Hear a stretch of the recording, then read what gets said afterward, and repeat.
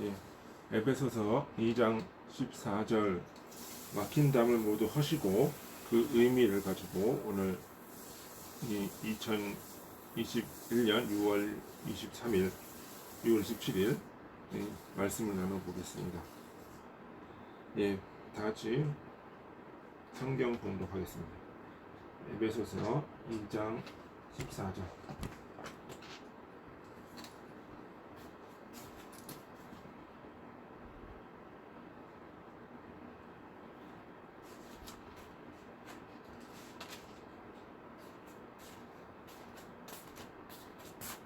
그는 우리의 화평이신지라 둘로 하나를 만드사 원수된 것 중간에 막힌 담을 자기 육체로 하시고 라고 했습니다.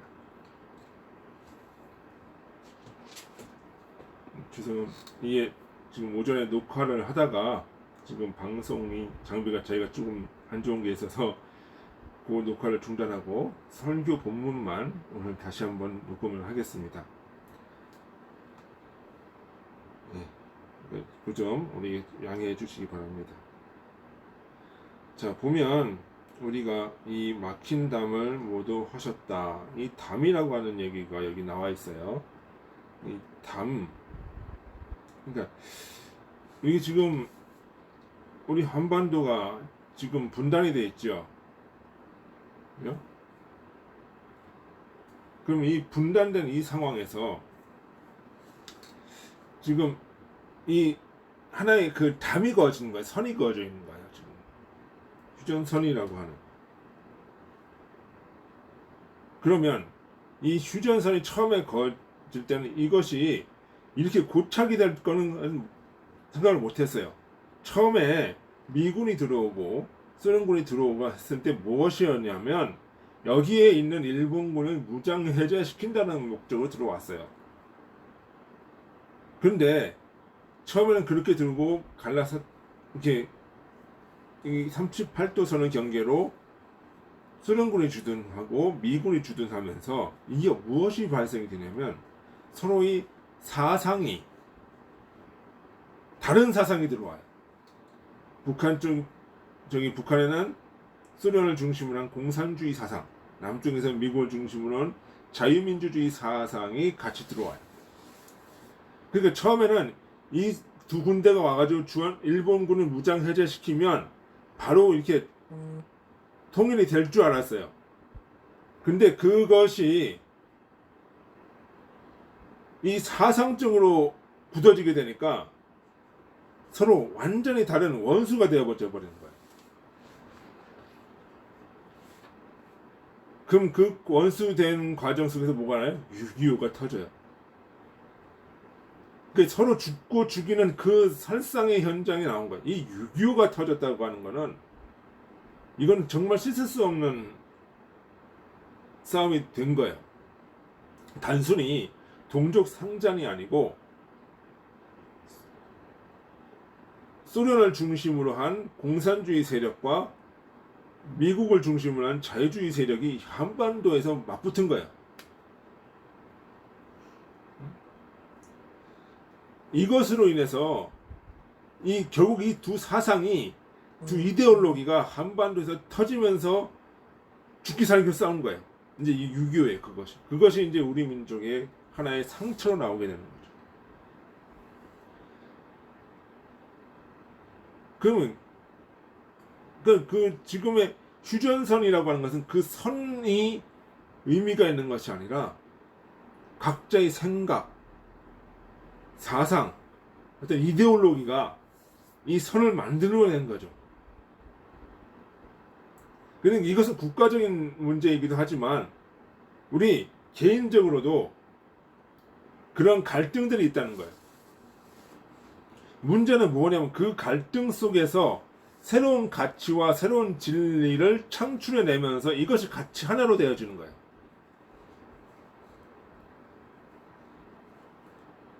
같이 하나 되어지는 거예요. 그러니까 우리가 원수를 사랑해야 된다 라고 하는 것은 단순히 제가 나 못된 놈인데 잘해줄래 이렇게 되는 것이 아니라 그 속에서 서로의 가치관을 만들어내고 더 큰 진리로 가야 된다는 거죠. 이것이 되지 않는 이상 하나 되기는 어려워요.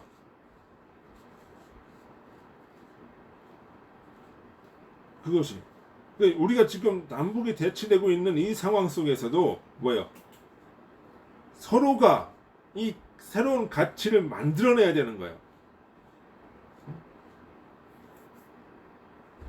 그 역할은 뭐예요? 새로운 가치를 만들어내고 이 자유민주주의라는 체제 속에서 이 다양한 목소리를 담아내고 그것을 통해서 어떤 그 민족이라고 하는 그 어떤 그 새로운 가치를 창조해내면서 자연스럽게 되는 것이지, 그럴 때 우리가 평화가 되는 것이지, 야 오늘 평화가 왔다 해서 되는 게 아니란 말이에요. 결국은 무엇이냐, 이 자유로운 토론, 생각과 교류를 통해서, 이것이 자유민주주의잖아요. 자유롭게 토론하고 자유롭게 이야기하고 그런 가치관의 교류를 통해서 새로운 가치를 만들어내는 것, 그 가운데서 통일이 이루어지는 거라고. 그러면 우리의 삶도 뭐예요? 이 남북 간의 통일을 이야기하기도 전에 뭐부터 봐야 돼요? 우리의 삶부터 과연 그러한 교류와 그런 소통이 이루어지고 있는지를 봐야 된다. 이 기독교라고 하는 것은 그러한 교류와 소통을 위해서 투쟁하면서 만들어진 진리 체계예요. 이게 어느 계시 받았다고 해가지고 뚝 떨어지는 거 아니에요. 그러니까 그 당시의 상황을 어떤 건지 한번 좀 봅시다. 2000년 전에 유대 땅은요, 로마의 식민지예요. 그럼 이 로마라고 하는 로마의 사상은 무엇이냐? 헬레니즘이라고 하는 이 사상인데, 로마인들은 이 헬레니즘이라고 하는 이 사상을 전 세계에 퍼뜨리기를 원했어요. 그것은 자신들이 신으로부터 받은 사명이라고 생각을 하는 거예요. 그것을 무엇이라고 하느냐? 세계 시민 사상이라고 합니다. 그래서 이방인들한테도 시민권을 줘요. 그 바울이 뭐예요? 로마의 시민권인 거예요. 바울이 뭐 했던 사람이에요? 결국은 로마에 가서 헬레니즘을 알고 있었던 사람이에요. 그래서 바울이 그 로마 시민권을 가졌다는 거는 그 로마가 그 헬레니즘 사상을 위해서 시민권을 바울한테 부여했다는 거예요.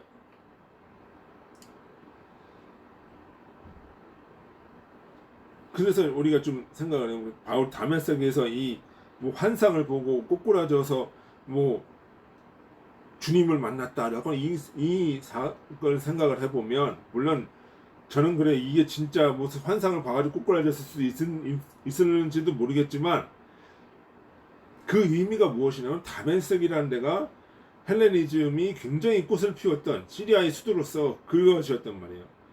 그러면 이 바울이 유대교 신자였던 바울이 거기 다메섹에서 헬레니즘을 다시 만나면서 새로운 세계에 대한 눈이 뜨이면서 기독교 구약을 다시 재해석하고 거기서 새로운 기독교 진리를 창출해내는 과정이 3년이라는 거예요.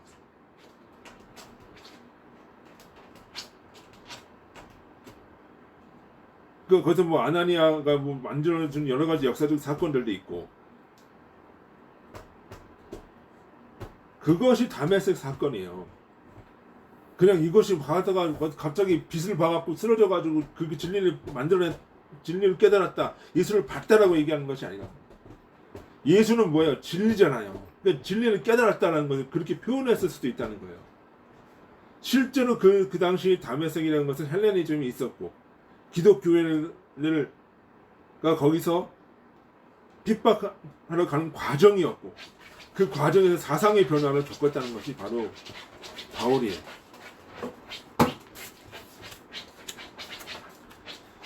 자, 그러면 이 당시에 그 로마의 상황이라고 하는 것이, 그 이스라엘 상황이라고 하는 것이 이같이 헬레니즘과 유대교가 부딪히는 상황이었단 말이에요. 그러니까 유대교는 뭐예요? 율법을 지킴으로써 이 로마에 대항해서 싸우고 자신들의 독립을 유지하고자 하는 그런 생각이었단 말이에요. 그러면은 이 율법주의가 그냥 나쁜 놈들 이렇게 되는 것이 아니라는 거예요. 자신의 유대인의 정체성 이걸 강조해서 로마 헬라로부터 해방시키려는 독립 종교적인 독립운동의 하나였단 말이지. 이게 마치 무엇이랑 비슷하냐면 우리나라 저기 일제시대 때 뭐가 나와요? 대종교라고 하는 게 나오잖아요. 대종교가 뭐예요? 단군. 일제에 항거하기 위해서 일제에 항거하기 위해서 우리는 단군의 자손이야 라고 얘기하면서 민족 정체성을 세우면서 어떻게 일본과 싸우려고 했던 것이 대종교란 말이에요. 그와 같은 형태가 바로 유대교였단 말이에요.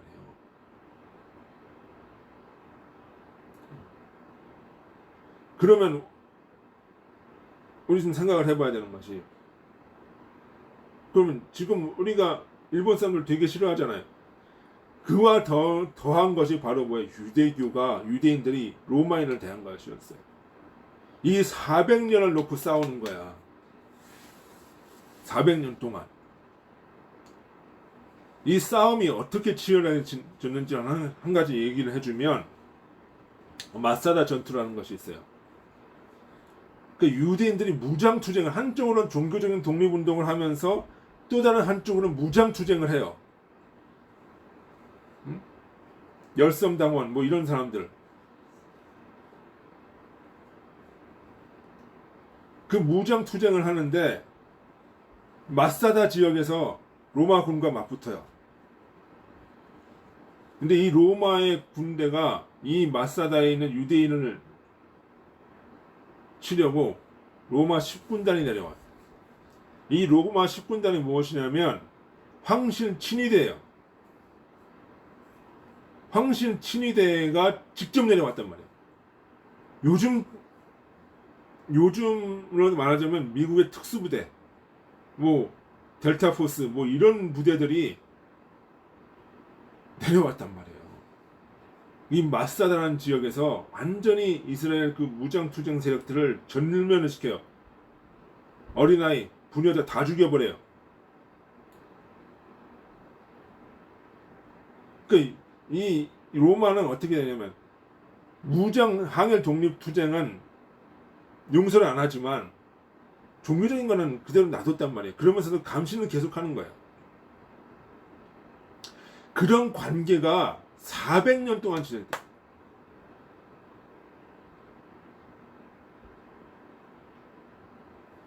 그러면 어떻게 돼? 그 원한이 쌓이고 쌓이는 거죠.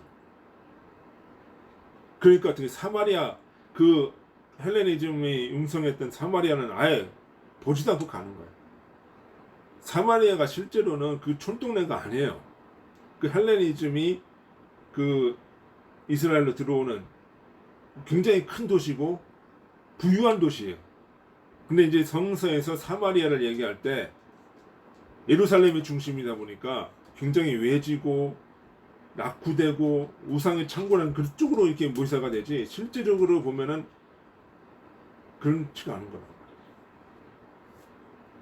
우리가 그러니까 일제 36년 동안 겪었어도 일본 사람들 굉장히 미워하는 측면이 강하잖아요. 400년을 겪었으면 어떻게 되겠어? 굉장히 이 극에 달하는 거예요. 그게. 그러니까 거기서 그 사도들이, 예수님이 뭐라 그래요? 원수를 사랑하라 얘기를 하잖아요.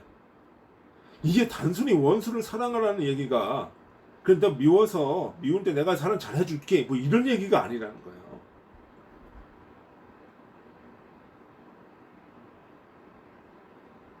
죽음을 불사하고 가는 얘기야. 그 얘기는 유대인인데 어떻게 이방인을 사랑하래? 그 신성 모독이고, 이방인은 어떻게 진멸의 대상이고, 로마 사람들은 400년 동안 자기를 압제했던 그런 대상들인데 이걸 어떻게 사랑하냐? 요즘 말로 하면 친일파. 그거예요, 그거.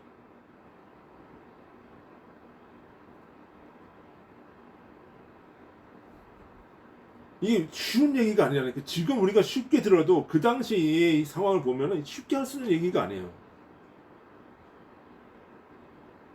그 갈등 속에서 기독교는 어떻게 이 갈등을 어떻게 해결해 나가고 이 속에서 뭐 어떻게 더 큰 것을 깨달을 수 있을까? 같이 공존할 수 있을까? 고민하는 것이 바로 기독교였다는 거예요. 그래서 어떻게 돼요? 구약의 성서를 어떻게 해요? 헬레니즘의 철학을 자극받아서 어떻게 구약의 성서를 영적으로 해석을 해요. 그러니까 헬레니즘의 철학이 뭐예요? 모든 보이는 것은 보이지 아니하는 영적인 세계, 영적인 진리의 그림자다라고 얘기하잖아요. 그러면 이 영적인 실체가 중요한 거죠. 그죠? 실체가 중요한 거죠. 보이는 모든 것은 뭐예요? 이 보이지 아니하는 것은 드러내는 것이에요. 이렇게 해석을 해줘야 된다는 거예요. 그래서 출애굽도 다시 해석을 해요. 응? 하나님 나라도 다시 해석을 해야 돼. 유대인이 바라는 하나님 나라는 뭐예요? 로마로부터 독립을 해가지고 유대인의 왕국을 세우는 거지만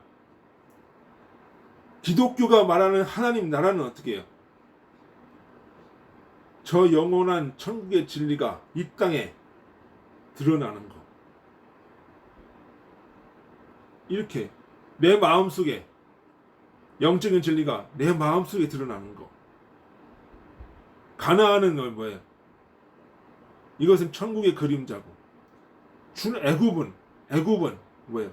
세상이고 탐욕이 인간이고 결국 애굽에서 떠나서 가나안에 가는 그 모든 과정을 어떻게 돼요? 이 세상에서 떠나서 천국으로 가는 이 과정을 다시 해석을 했단 말이에요.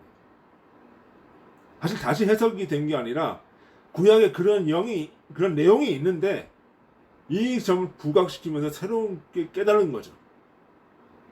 헬레니즘이라고 하는 이 실제를 통해서 이 사상을 통해서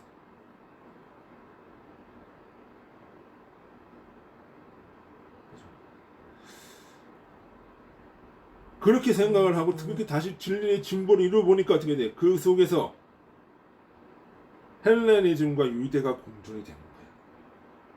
이 과정 속에서 율법을 폐하셨으니 그런 거예요. 자기 육체대로 율법을 폐했다라고 얘기를 하는 거예요. 예수님이 이건 뭐예요? 율법이라고 하는 것은 사랑이라고 하는 것의 그림자다. 그래서 뭐예요? 하나님 사랑, 이웃 사랑의 원리가 이 진리 보이지 않는 진리가 율법이라고 하는 이것을 통해서 드러나는 수단이 하나라는 거예요. 그러니까 이것이 사랑과 하나님 사랑, 이웃 사랑이 중요한 것이지 율법에 매이지 말라는 거예요. 이게 본질이고 이게 실제니까. 이걸 넘어설 때 어떻게 되는 거예요? 실제로 이해하게 될 때 모두가 살 수 있는 거예요.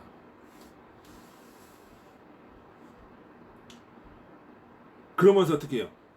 이웃사랑이라고 하는 그 헬라인들을 같이 어우러지면서 이렇게 갔다는 거예요. 그러니까 기독교회 내에서도 자기 자신이 유대인의 정통성, 유대인이라고 우월감을 드러내려고 하는 존재들이 있었어요. 그것이 뭐예요? 유대인 기독교인들. 그런 거죠. 교회 내에서 그렇게 하니까 어떻게 돼? 야, 그것이 아니야. 응? 율법은 바로 이렇게 해석을 해야 돼. 그래서 우리가 같이 사랑으로 가야 돼. 라고 하면서 만들어내는 것이 기독교의 진리는. 그러니까 원수를 사랑하라. 막힌 담을, 그러니까 이 율법이라고 하는 이 막힌 이 담을 헐었다는 얘기는 그 당시의 상황을 보면은 정말 목숨을 내걸고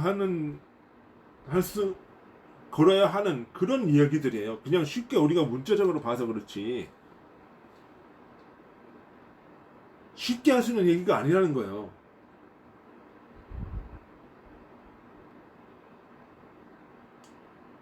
그죠? 그러면은 어떻게 해야 돼? 그러면 이 유대인들이 자기 유대교의 의식을 거기에 머물러 있지 말고 헬라의 의식에 거기에 머물러 있지 말고 뭐야? 각자 자기의 그, 그 토론과 그 어떤 서로 상호 존중 속에서 그 어떤 새로운 가치를 만들어내야 되는 것이 중요한 거예요. 그 가치가 기독교고 그것이 성경이고 그것이 바울 서신이고 그렇게 되는 거예요. 그러면 가치가 어우러지는 거예요. 이 과정이 이것이 진리야라고 하면서 너 믿어라고 하는 것이 되는 것이 아니라 같이 어우러지면서 같이 이야기하면서 깨달아지는 거예요. 그 선교라고 하는 게 우리가 자꾸 무슨 복음 들고 나가갖고 예수 믿으세요 이걸 선교라고 얘기하는데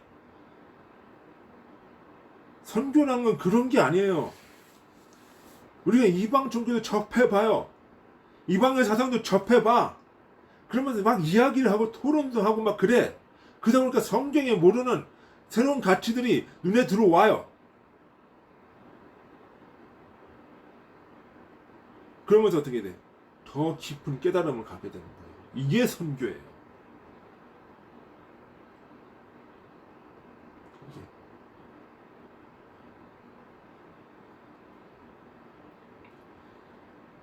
그러니까 주님의 자기 육체대로 패하셨다는 건 실제적인 뭐예요? 예수께서 달려 돌아가시면서 저주를 받고 가시기도 했지만 뭐예요? 그 내용의 영적인 의미를 보면 예수도 뭐 했다는 거예요? 자기 율법 생각을 자기의 육신 이 생각을 꺾고 새로운 가치 새로운 그 성장을 이루었다 부활했다 이까지 나간다는 거예요. 그러니까 우리가 선교를 하든 뭘 할 때든 간에 내 주장 뭐 이런 거 생각하지 않아요. 상호 존중 속에서 교류하고 내 자신의 생각과 가치를 승화 발전시키는 것이 이것이 중요한 것이지.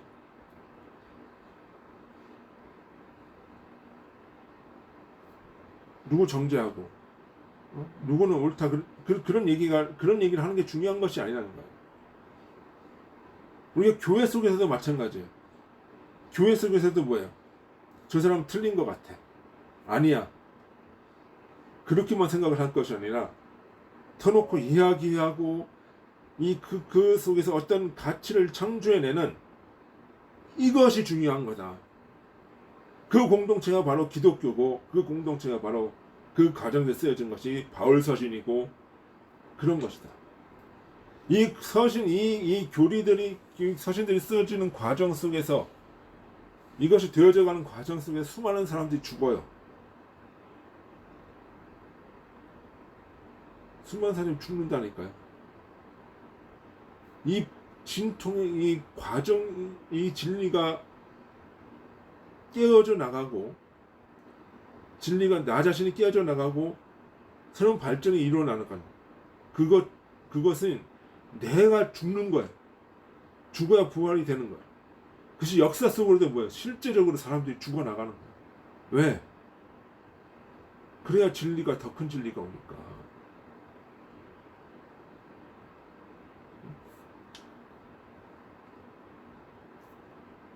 더 큰 깨달음이 올 수가 있으니까. 그러니까 십자가는 그런 거예요. 그러니까 우리가 그 바울이 뭐 순교했다. 그 죽는 게 중요한 게 아니에요. 왜? 순교라고 하는 거는요. 내 자신에게 충실하고 내가 더 깊은 진리를 깨닫고자 하는 그 욕구가 오면은 죽음이 무섭지가 않는 거야 사실은.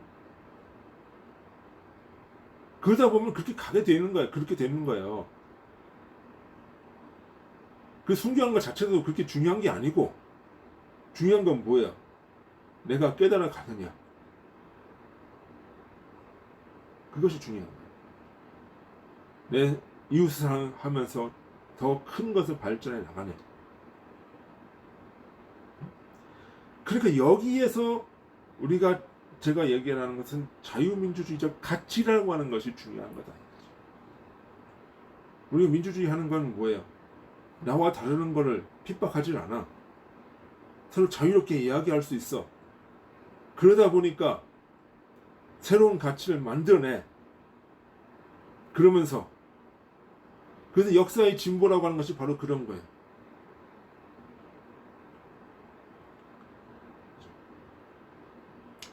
우리 헤겔에서 철학에서 중요한 것이 무엇이냐면 정반합의 원리, 변증법 뭐 이렇게 얘기를 하는데 그건 뭐 결론적으로 뭐냐면 나와 다른 것을 통해서 서로 반복하기도 하고 토론도 하고 그러면서 새로운 가치를 만들어내면서 역사는 발전해 나간다. 그것이 헤겔의 변증법이에요.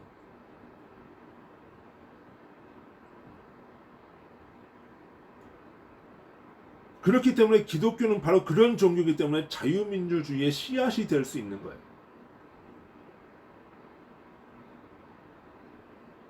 우리가 19세기 말 20세기 초에 이 자유민주주의라고 하는 이 체제가 굉장히 위협을 받을 때가 있었어요. 공산주의 운동이 일어나요. 왜? 경제에서 자유를 줘버리니까 강자가 약자를 독식해버려요. 자유경쟁을 막 해버리니까. 기업들이 경쟁을 하다 보니까 생산 단가를 낮춰야 돼. 그러니까 어떻게 돼요? 생산 단가에서 가장 중요한 게 뭐야? 노동자들 임금이야. 이거를 낮추려고 어떻게 해요? 해외 시장을 들어가는 거예요. 해외에서 만들어버리면 결국은 뭐예요? 거기에 자국 노동자들도 데리고 오고 하면서 어떻게 돼요? 자국 노동자들도 결과적으로 그 노동 인건비를 낮출 수가 있으니까 인력이 풍부해지니까 그렇게 해서 들어가는 거예요. 사실은. 그러다 보니까 나중에 결국 뭐가 나오냐면 노동자들의 삶이 처음에는 한 집안에서 남자 혼자 가서 일해도 먹고 살 수가 있었는데 이제는 노동 수요가 많아지니까 노동 임금이 다운되면서 어떻게 남자 혼자 가지고 안 돼. 여자도 가야 돼. 그러다 보니까 노동력은 더 풍부해져요. 노동 임금은 더 다운돼. 그러니까 어떻게 이제는 여자 가지고도 안 돼. 아이들도 공장에 다 가요. 할머니 할아버지 공장에 다 가요. 그래도 상관이 안 되는 거예요. 거기에서 사실은 노인 학대, 아동 학대 문제가 나오는 거예요. 그러니까 아이들이 학교를 가야 될 아이들이 학교를 못 가고 어디로 가? 공장 가가지고 밤새도록 미싱 돌리고 이거 하다가 사고 나고 중노동에 시달리는 거예요. 그러니까 노동자들이 이거 안 되겠다 싶으면 파업하고 막 그래요. 그러면서 그거를 본 공산주의자들이 이제 뭐예요? 자유민주주의는 끝났다. 그렇게 얘기를 하는 거예요. 근데 어떻게 해요? 이 자유민주주의 언론과 사상의 자유가 있다 보니까 어떻게 해요? 이런 문제들에 대해서 언론사들이 계속 얘기를 해요. 그래서 뭐야? 노동자들끼리 사주와 정부와 노동자들이 다 모여서 이렇게 할까 저렇게 토론할까 하다가 나오는 게 뭐야? 복지 정책이 나오기 시작하는 거예요. 비스마르크라는 사람이 복지를 이야기를 한 거예요. 최소한의 삶을 보장해 줄게. 그러면서 요즘에 뭐 4대 보험 이런 것들이 나오기 시작하는 거예요. 그러니까 어떻게 돼? 노동자들이 살기가 좋아졌어. 그러니까 투쟁 안 해. 그거를 마르크스주의자들이 모르는 거야. 몰랐던 거야. 그렇게 진행이 될 줄. 그 역사라고 하는 것은 나와 다르고 생각이 다른 어떤 사고를 할지라도 그것과 끊임없이 토론하고 더 나은 대안을 찾아 나가면서 발전해 나가는 거야. 나도 뭐예요? 내 속에 우리 성도들도 뭐 하는 거야? 기독교는 나와 다른 것은 포용하고 그것은 인정해 가면서 그것을 토론해 가면서 같이 얼싸안아 가면서 새로운 가치를 만드는 것이 기독교. 그러다 보니까 죽음이라는 것이 나오는 거예요. 그러면서 뭐야? 부활이 되어지는 거야. 죽음 없이는 부활이 안 돼요.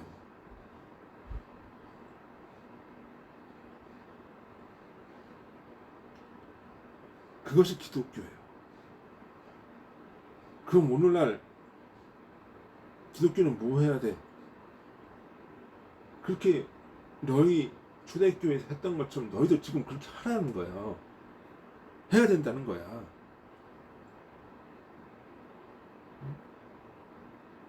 그래야 더 큰 가치관을 우리가 얻어나갈 수 있다. 그래서 함께 잘 사는, 함께 살아나가는 길을 열 수 있다. 기독교는 그 길을, 사회를 통합하고 그 길을 열어줘야 될 사회적 책임이라고 하는 것이 있다.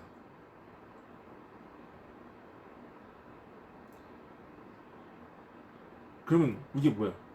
이웃사랑이라고 하는 것은 바로 결국 내가 진보해 나가는 거야. 같이 진보해 나가는 거야. 그게 공동체라는 거야. 그게 교회예요. 그냥 예배드리고 말 안 듣는 사람 쫓아내고 이런 게 아니야. 그건 교회가 아니야. 같이 가야 돼. 같이 깨닫고 같이 나누고 하는 거.